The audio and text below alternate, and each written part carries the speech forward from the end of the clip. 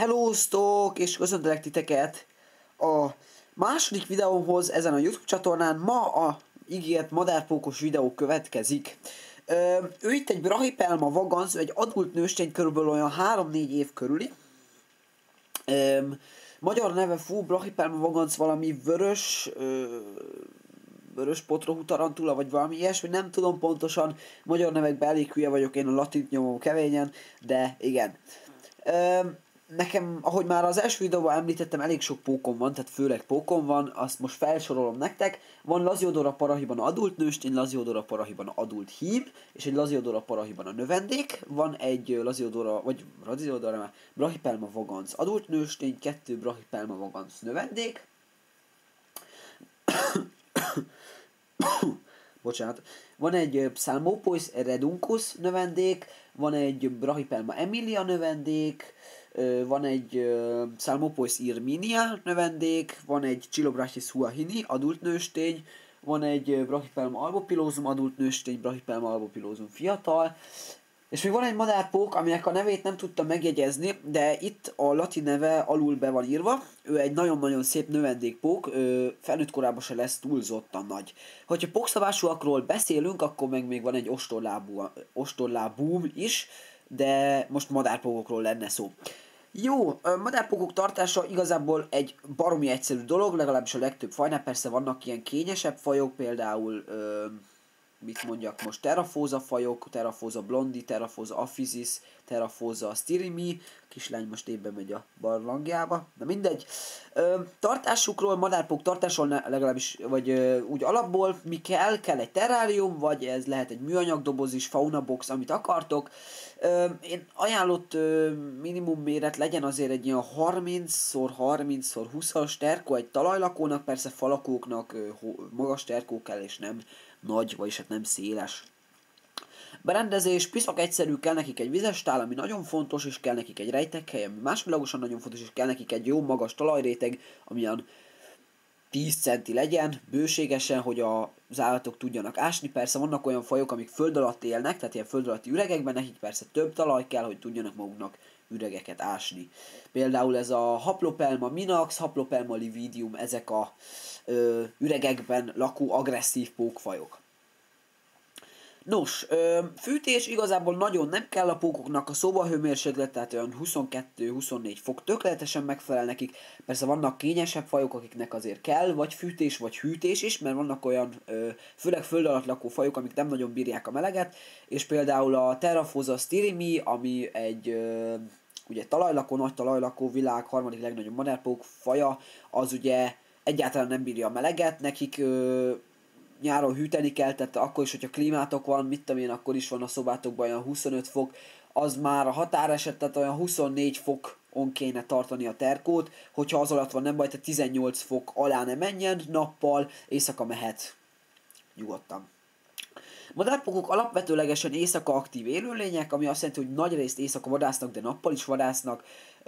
Igen, nagyon izgi megfigyelni őket, és szerintem tökéletes háziállatok, mert egy madárpókkal, ami nem kényes annyira, tehát egy ilyen sima Brachypelma faj, mint ez itten, vagy valami Laziodora faj, körülbelül 3 hétig el lehet utazni, vagyis hát 2 minimum, 2 hétig el lehet utazni, anélkül, hogy a póknak semmi baja se legyen.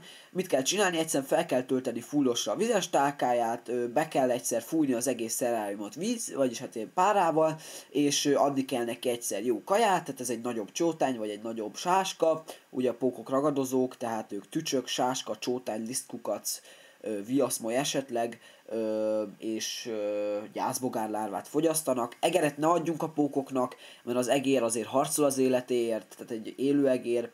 Még akkor is, hogyha a pók nagyon nagy, például majd mindjárt mutatok egy felnőtt Laziodora parahiban a nőstényt, azért ez ennél dupla akkora, már majdnem, tehát azért vannak méretbeli különbségek, akkor se adjunk neki egeret, mert az egér akkor is harcol az életéért, és hogyha a póknak a potrohát megsérti, akármilyen okból beleharap, belekarmol, valami sebe lesz, a pók megdöglik, úgyhogy ne adjatok nekik egeret, maximum fagyasztott egeret, de nem tudom, hogy ez most miért annyira jó, akik egeret adnak, azok csak azért adják, mert hogy mennyire menő a madárpókon meg tud ölni egy egeret. Az a baj, hogyha az egér tényleg úgy kapja el a pók, hogy az egér úgy tud védekezni, ahogy tud, és megharapja, akkor belehalhat a pók. Úgyhogy ne adjatok egeret. Ajánlott kaja, Egy felnőtt madárpóknak sáska, csórtány, tücsök. Ez a ajánlott kaja, gyászbogárlárvát is szeretik.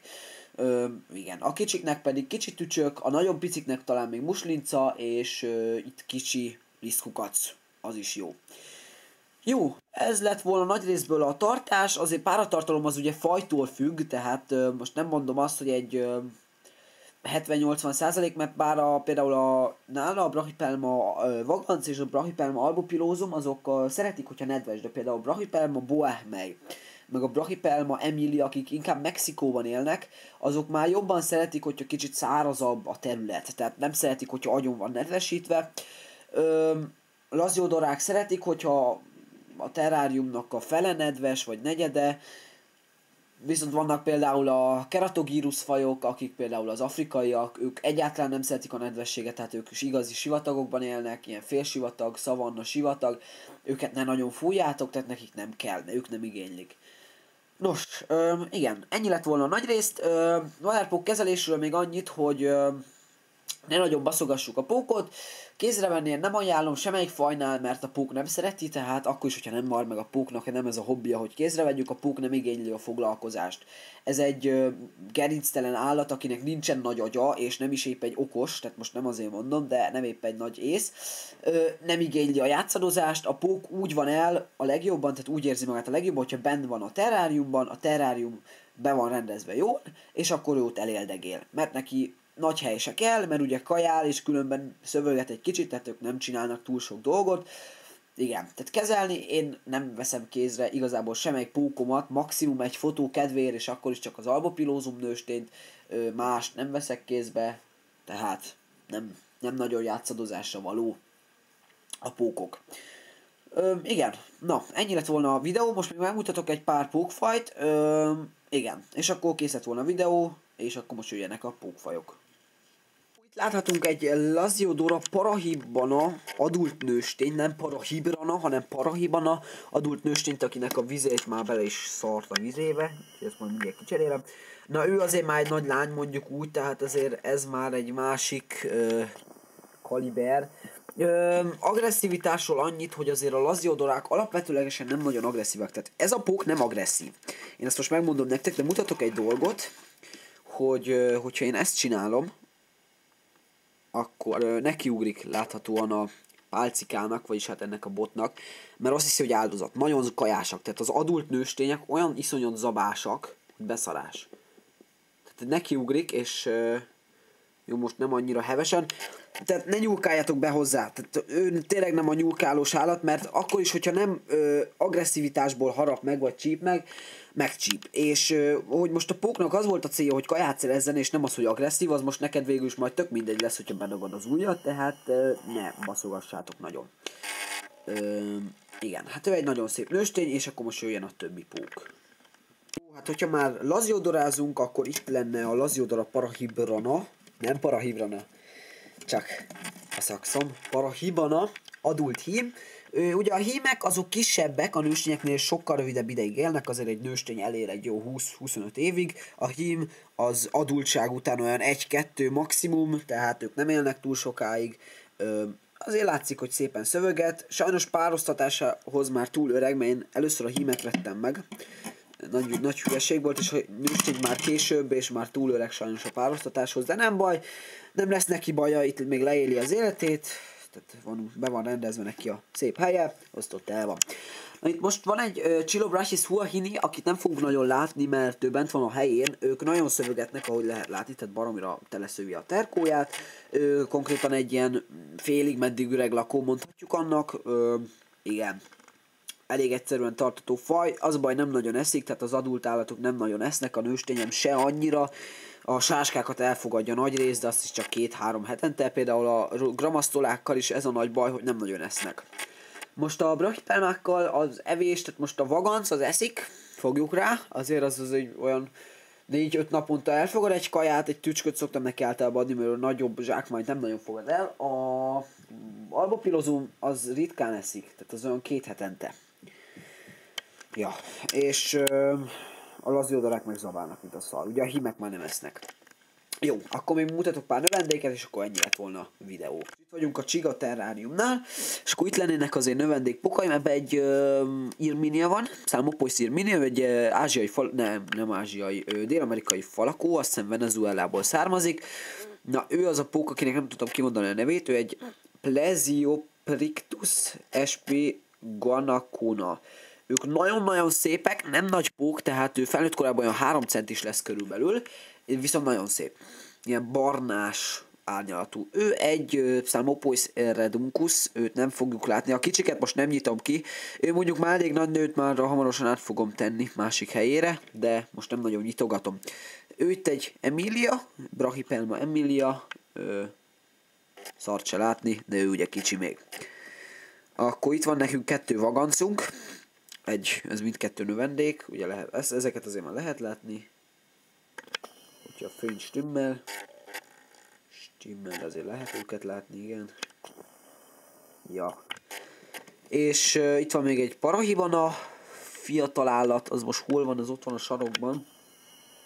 Ő is nagyon zabált, tehát mondani kell, hogy hazahoztam, betettem az új helyére, ugye a pókok az új hely megszokásával körülbelül egy hétig nem esznek, ő egy nap alatt megszokta az új helyét és már zabált is, ő egy albopilózum fiatal, de ők szerintem kijött. Meg kell néznem, hogy ő mennyire van kijöve. Ott van. Ő most azt hiszem 3 vagy 4 vedléses, nem tudom, tehát őt egy vedlésesen vettem, hát növöget a kicsikém, növöget, az biztos, de hát még kell neki idő, az is biztos. Jó, szuper. És akkor még utoljára megmutatom nektek az adult nőstény albopilózumot. Amúgy ez a doboz üres, nem azért, csak mondom, ebbe egy reduncus zupadult állat volt, vagy mi zupadult már, hát egy növendék volt, azt viszont eladtam, úgyhogy igen, most már csak a kicsi reduncusom van meg.